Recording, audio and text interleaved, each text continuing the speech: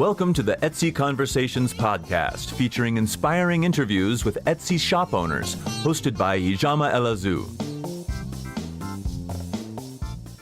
Hi, and welcome to the Etsy Conversations podcast. I'm your host, Ijama, and I thank you for joining me for this week's episode.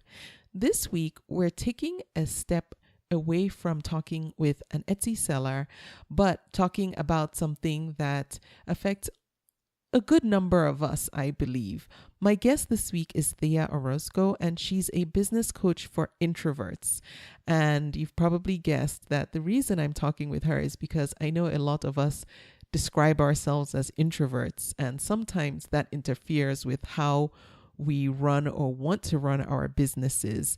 And what Thea does is help introverts grow a business that they love. So we're going to talk about just how to do that and hopefully get some tips and direction from Thea. Thea, thank you so much for being my guest and welcome to the podcast. Hi, thank you. I'm excited to talk about this with your followers.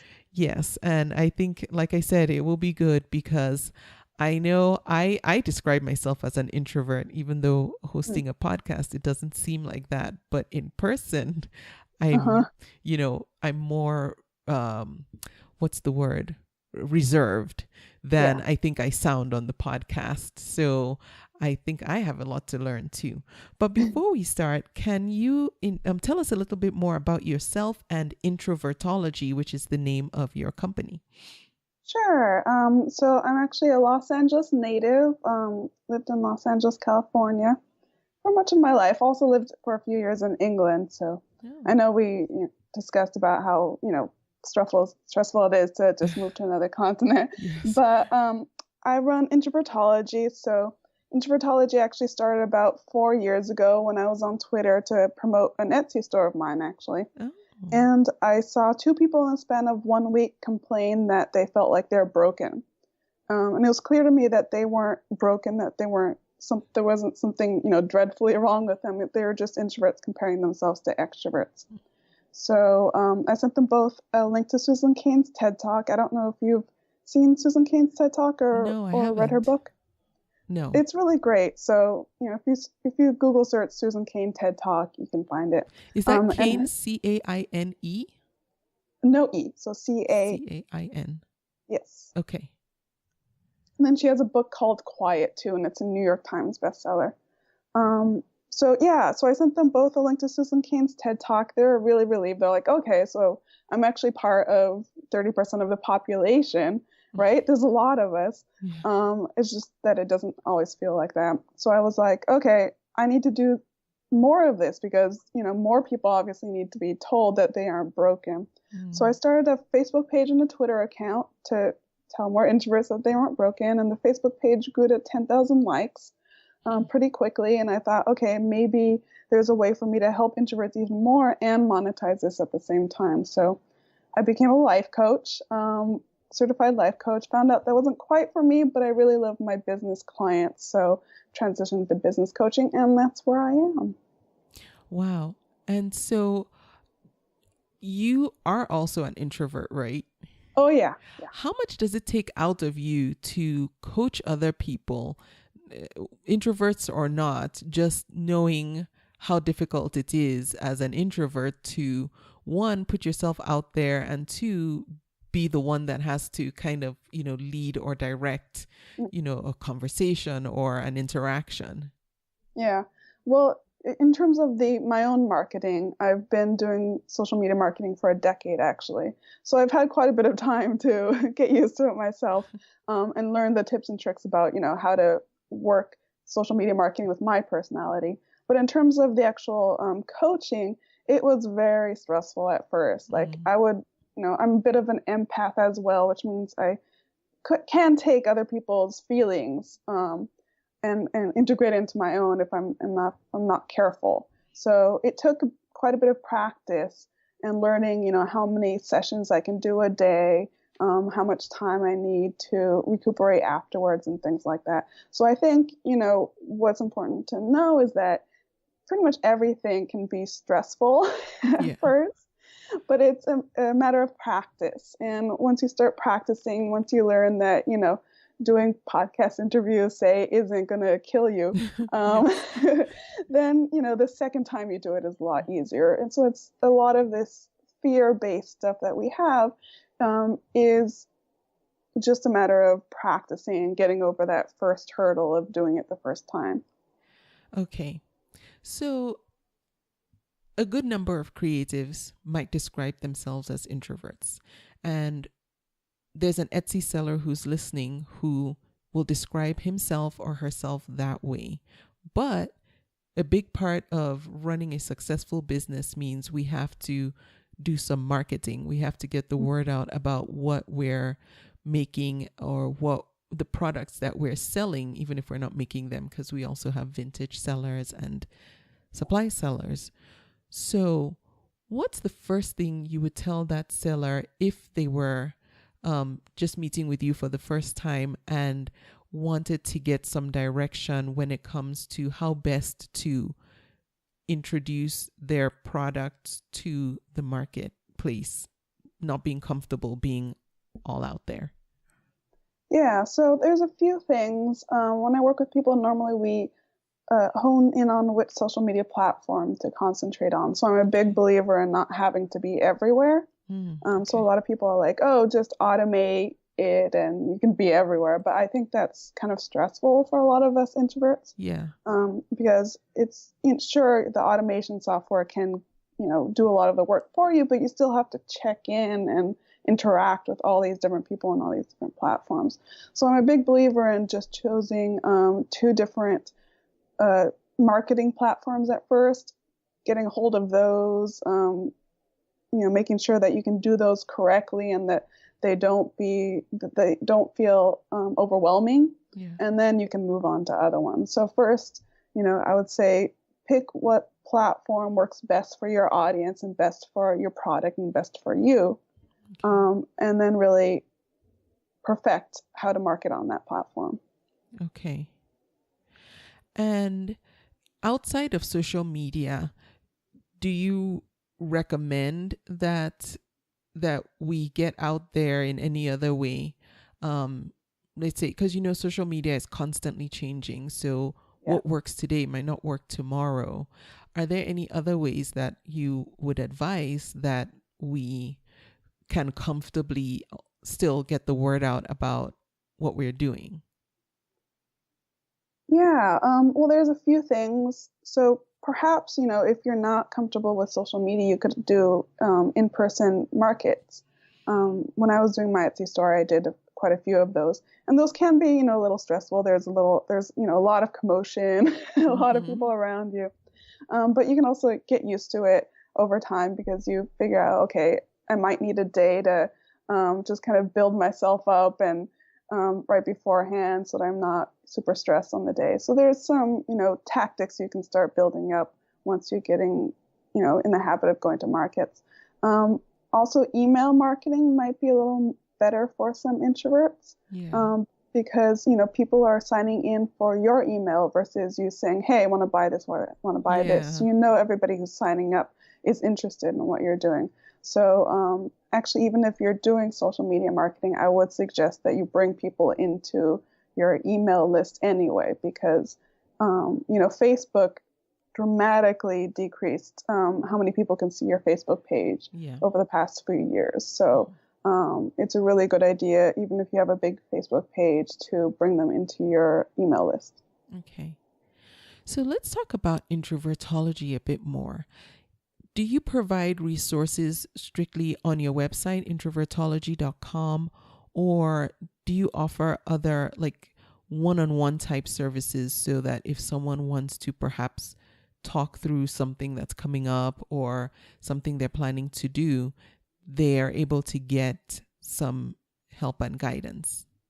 Yeah, so I do one-on-one coaching services. I occasionally do group coaching actually too, and mastermind, which is really interesting because a lot of us introverts, we have a small group of friends and maybe they're not all entrepreneurs and they don't know what it's like to put yourself out there. And so if you have a group of introverts, you can then access everybody's background and what has succeeded for them. But yeah, mainly I do one-on-one coaching with introverts, and we work on,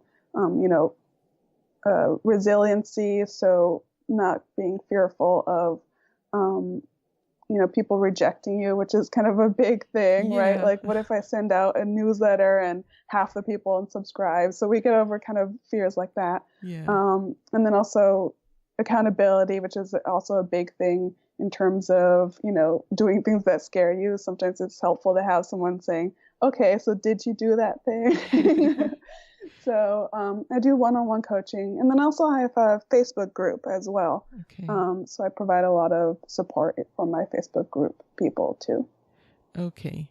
And not to undermine anything you do, but one thing I've told people is if you want to learn how to get over your fear of rejection, host a podcast and reach out to guests.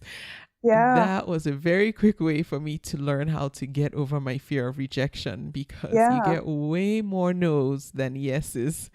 So now I'm just like, okay, it was another no. All right, moving on.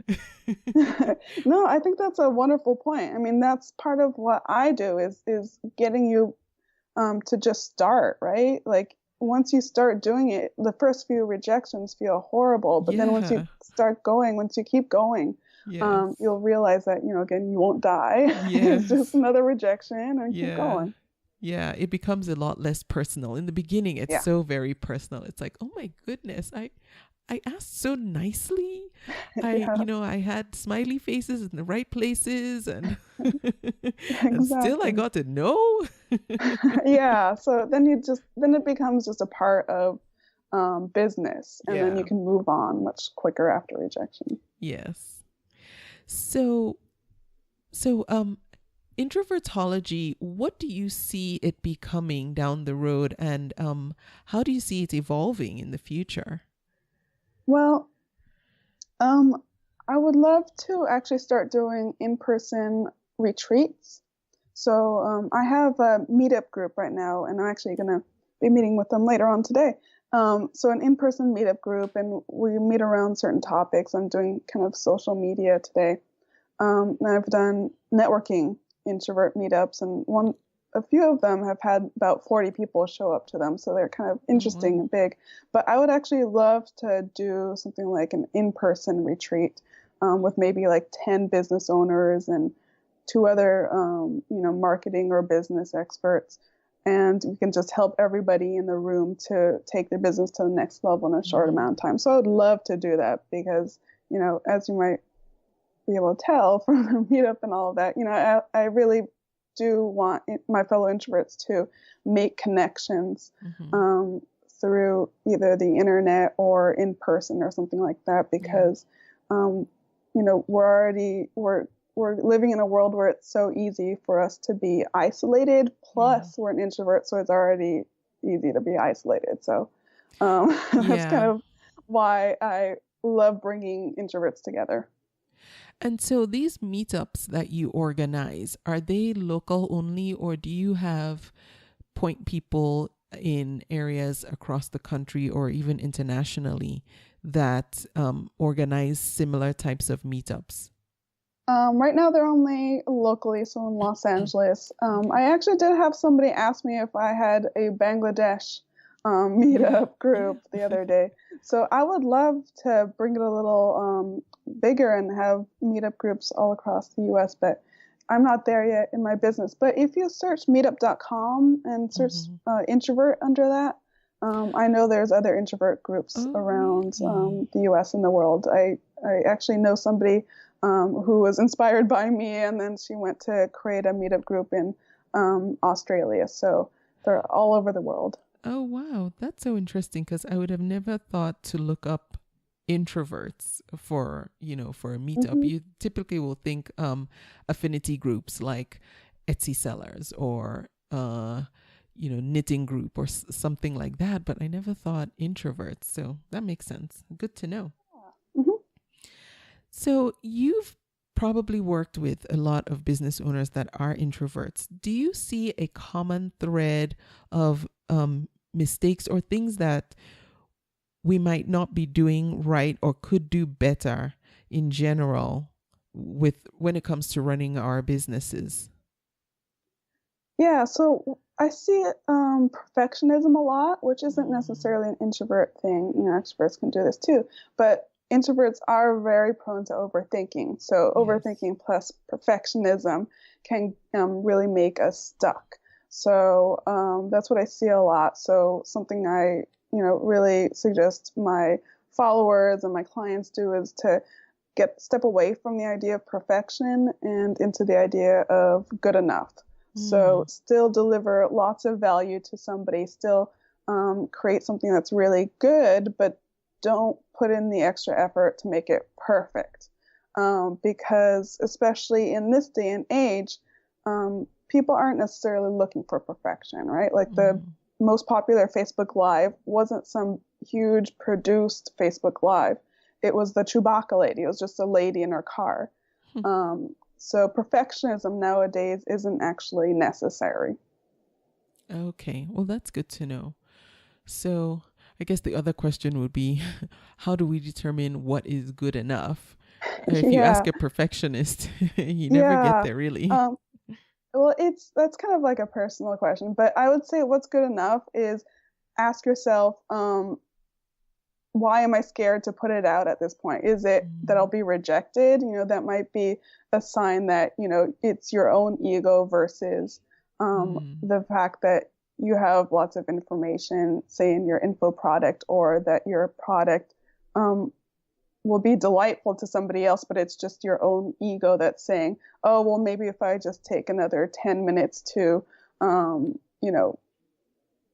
make this look even nicer, that someone will like it more, when really it's our own ego looking at our product versus being able to reach even more people. Because if we could take an hour, like I used to do needle felting, so I could do, spend another hour just needle felting a figure until it was perfect, and even then I could still work on it some more. So I think it's a matter of getting it to the point where people will still like it, where it won't fall apart, where it's still a good product. But it's not your ego saying, oh, well, I think I could do better and I think it's not perfect yet. So I think it's really a personal thing. You don't want to embarrass yourself. You don't want to disappoint your buyers. But I think there's a point where you enter a place where if you work on it even more, it's not going to matter much to the end buyer. Yeah. Okay. And that makes perfect sense. It's so true. After a while, it becomes more about you just wanting to get it the way you want to. Yes, exactly. Thea, one of the things that you offer is a visibility audit. What's that about and who is it for? So a visibility audit is kind of part social media consulting, part coaching. So we look at your social media platforms, what's going on in there, if there's anything you can do in there. And I have a big questionnaire that people fill out, and it talks about, what are your issues right now in terms of social media, what's holding you back. And then we do a 90-minute coaching call where we go over kind of the questions and figure out, what's stopping you, whether it's perfectionism or overthinking. And then we build out a plan in order for you to overcome that. So, I've had lots of success with those audits because sometimes people just need a little push, right? We know what we need to do, but there's the fear going in the way of, do I really have what it takes to be a good Etsy seller, say? So there's those thoughts that can pop into our mind, and we kind of sometimes need somebody to be there and be like, okay, I believe in you. You can do this, and here's what's holding you back right now. So I really kind of enjoy problem solving. And so that's one way I can help people and problem solve. Okay. And altogether, about how long does the process take? Like how much time rather, can one expect to commit to this process before getting to the end point? Well, it depends what your end point is, Okay. and where you are in your business. So, I did one visibility audit and checked in with a person a month later, and she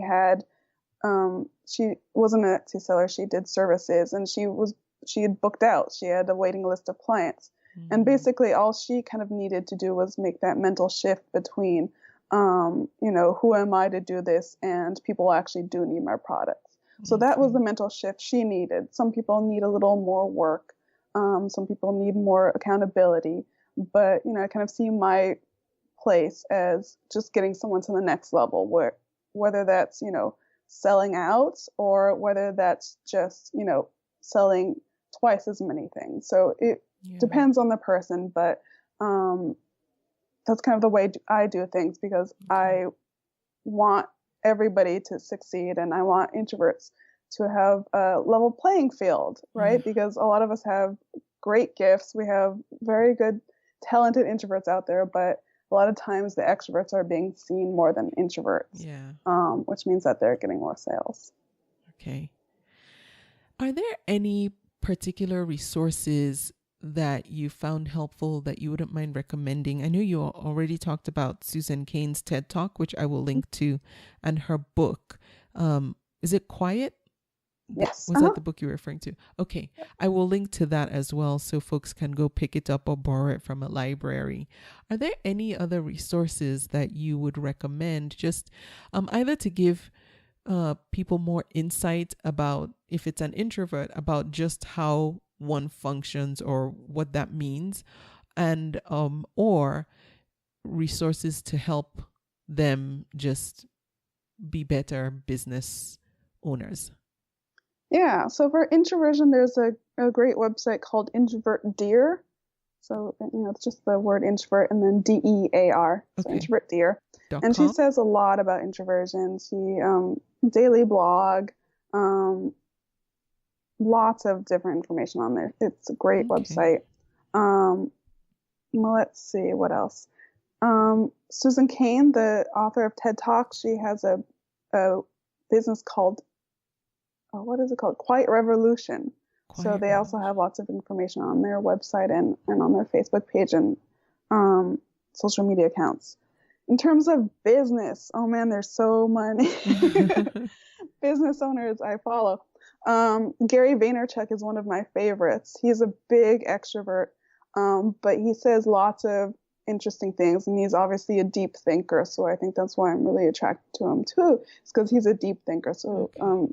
he also is very good at seeing the big connections in between what people are doing online and why and how you can sell to them. Mm. He also has this concept, which is document, don't create, which I think would help a lot of introverts who are doing social media marketing and are struggling with it. So his concept of documenting, not creating, is that instead of just sitting in front of Facebook and thinking, oh my God, what am I going to write today? Yeah. You document your life. So you take a picture of, a work in progress, or, if your cat is wanting to jump on your table and mess around with your jewelry, you take a picture of that. So you're documenting part of your life, and that takes away some of the stress from creating content.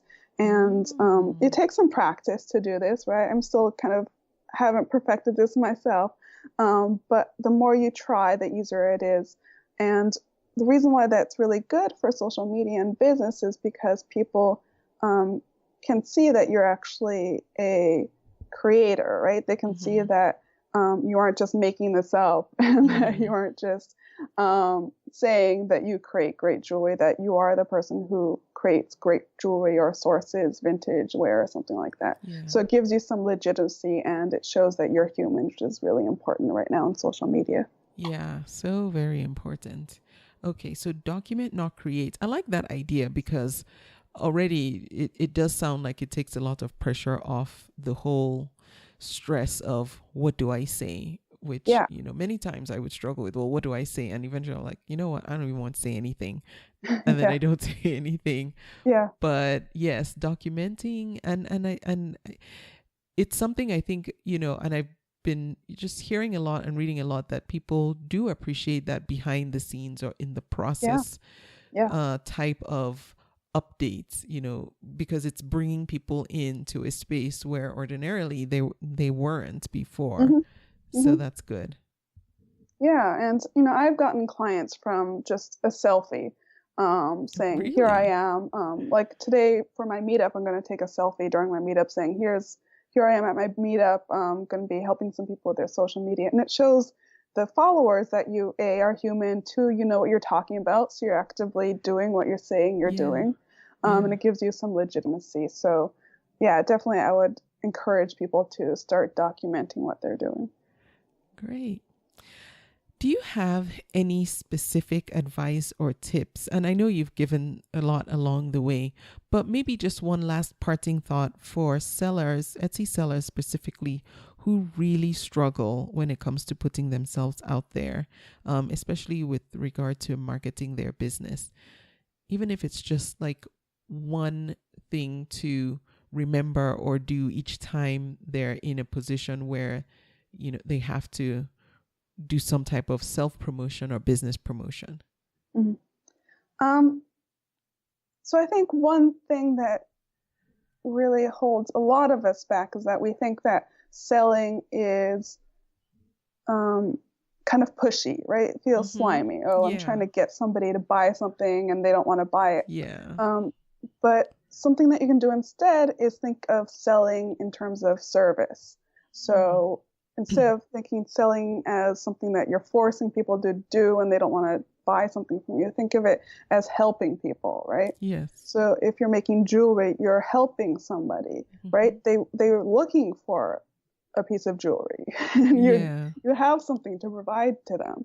Yeah. So, instead of seeing promotion as you-based, all about me, think of it in terms of the other person. Yeah. So I'm making this so that the other person can get their problem solved. Because that's what we're doing when we're on the internet. We're looking to solve a problem. And sometimes it's an actual, like, what's the temperature? And sometimes it's, what's on Facebook that I can entertain myself with. But we're all on the internet to solve a problem. And when you're marketing, you're solving someone's problem. Yes. You're telling them that you have a piece of jewelry that will be perfect for them. Yeah. Because they're actually out there looking for it. So that's what I would suggest. Thank you. And it's funny that you say that, because just last week I was talking about the same thing with Starla Moore, and mentioning how I had picked up some books at the bookstore that talked about looking at your customers not as looking at what you do for them, not as you trying to sell a product, but as you serving them and providing a service, helping to make life better for them. And that whole mind shift changes how you relate to the people that you're serving, and how you serve them. And it puts a whole different angle on when you start to think about sales and how you're doing sales, because then you're not just trying to push a product on someone. You're thinking about how you're going to help this person with a particular problem that you've developed a solution for. Yeah, definitely. And I think once that shift happens, selling becomes so much easier, because, a lot of times I hear from people who have an email list, but they only want to email them once a month because they feel like they're bothering them. Yeah. But if you think of it in terms of you have the solution to their problem, then you'll want to email them more because, you want to help people. Yeah. So marketing is actually just another form of helping people. Yeah. Thank you. That was helpful. Now, Thea, if someone wants to get in touch with you, perhaps get some more information or have some specific questions for you that perhaps we didn't discuss in our conversation, what's the best way they can connect with you? So they can connect with me on my website. That's probably the best place, introvertology.com. But I'm also Introvertology on a lot of social media platforms. Okay. All right. So I will link to Thea's website. Again, it's introvertology.com. And I will also have links to her social media platforms. So if that's your preference, you can connect with her that way. Thea, thank you so much for coming on the podcast and for sharing your tips and just things that I should say those of us who identify ourselves as introverts can do just to make running our businesses easier or, less stressful. I appreciate you taking the time to speak with me today. Well, thank you so much for having me on your podcast. This was fun. Thanks. You're welcome. And I thank you for listening to the podcast. I will be back again next week. Thank you for listening. You can subscribe to the podcast in iTunes, and while you're there, please leave a review too. Visit convome.com to leave a comment or feedback on this episode.